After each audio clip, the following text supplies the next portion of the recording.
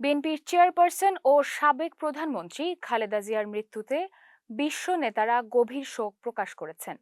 শোক বার্তায় তারা গণতন্ত্রের পথে খালেদা জিয়ার অবিস্মরণীয় লড়াই, সংগ্রাম এবং বাংলাদেশের রাজনৈতিক ইতিহাসে তার গুরুত্বপূর্ণ অবদানের কথা তুলে ধরেন।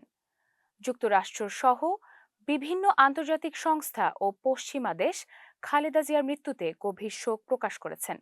শোক বার্তাগুলোতে বাংলাদেশের আধুনিক রাজনৈতিক ইতিহাস গঠনে তার ভূমিকা এবং দীর্ঘ রাজনৈতিক জীবনের অবদান বিশেষভাবে উল্লেখ করা হয়।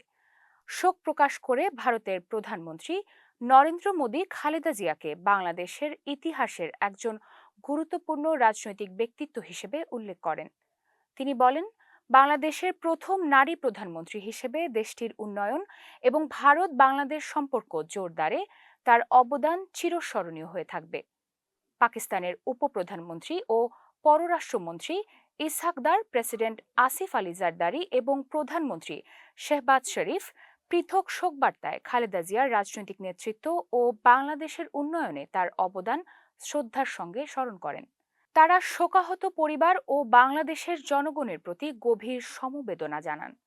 চীনের প্রধানমন্ত্রী লি কিয়াং শোকবার্তায় খালেদা জিয়াকে বাংলাদেশের একজন প্রবীণ রাজনৈতিক ও চীনের পুরনো বন্ধু হিসেবে অভিহিত করেন।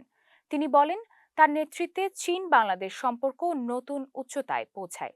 ইউরোপীয় ইউনিয়ন, জার্মানি সহ ইউরোপের বিভিন্ন দেশ এবং আন্তর্জাতিক সংস্থাগুলো খালেদা জিয়ার মৃত্যুতে শোক প্রকাশ করেছে। শোক বার্তায় রাজনৈতিক জীবন, গণতান্ত্রিক আন্দোলনে ভূমিকা এবং রাষ্ট্র পরিচালনার অভিজ্ঞতার কথা তুলে ধরা হয়।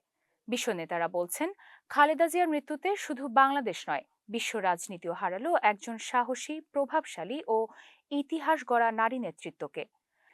তার দীর্ঘ রাজনৈতিক জীবন, অবদান ও উত্তরাধিকার স্মরণ করে আন্তর্জাতিক অঙ্গনে যে শোক ও সম্মান জানানো হচ্ছে, তা প্রমাণ করে বেগম খালেদা জিয়া ছিলেন কেবল একটি দলের নেতা নন, বরং বাংলাদেশের রাজনৈতিক ইতিহাসের এক অনিবার্য অধ্যায়।